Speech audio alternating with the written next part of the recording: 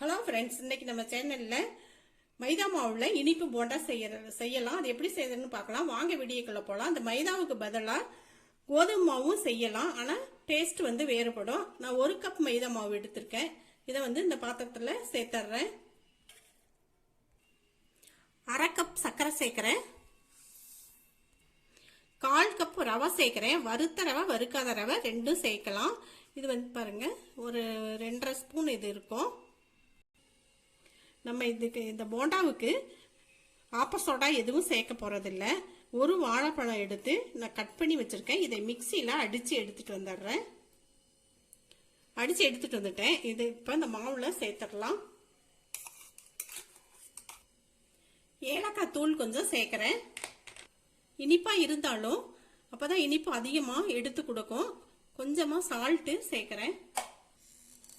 எல்லாத்தையும் ஒண்ணா நல்லா மிக்ஸ் பண்ணிக்கலாம்.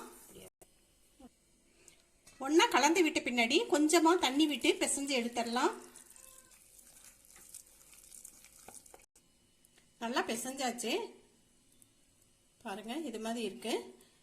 ரவை போட்டதுனால இது நல்லா ஊறணும். ஒரு 10 நிமிஷம் இல்லை 15 நிமிஷம் மூடி வச்சிடலாம்.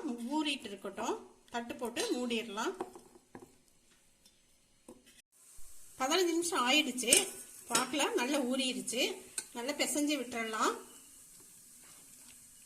கடாயில் எண்ணெயை ஊற்றி வச்சிருந்தேன். எண்ணெயும் காஞ்சிருச்சு. நல்லா கொஞ்சம் கொஞ்சமா அப்படி எடுத்துட்டு போட்டுக்கலாம். அப்படியே இப்படி ஓரத்திலேயே எடுத்துட்டு அப்படியே போட்டுடலாம்.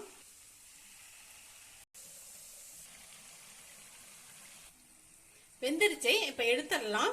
லோ ஃப்ளேம்லயே வச்சுட்டு வேக வைங்க. நல்லா திருப்பி போட்டுட்டு திருப்பி திருப்பி போட்டுருங்க. அப்பதான் எல்லாம் ஈவனா வேகும்.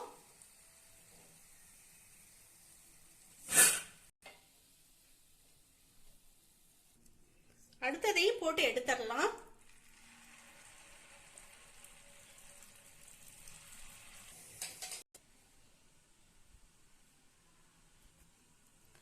ஒரு கப் மைதா சர்க்கரையை வச்சு ஸ்வீட்டா ஒரு இனிப்பு போண்டா செஞ்சாச்சு. இந்த இனிப்பு போண்டா சின்னவங்க பெரியவங்க எல்லாருமே விரும்பி சாப்பிடுவாங்க.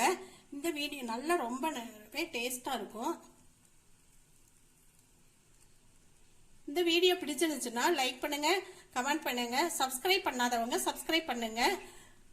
பக்கத்துல இருக்கிற பெல்லையும் ஆளுங்கிற ஆப்ஷனையும் டச் பண்ணுங்க. நன்றி.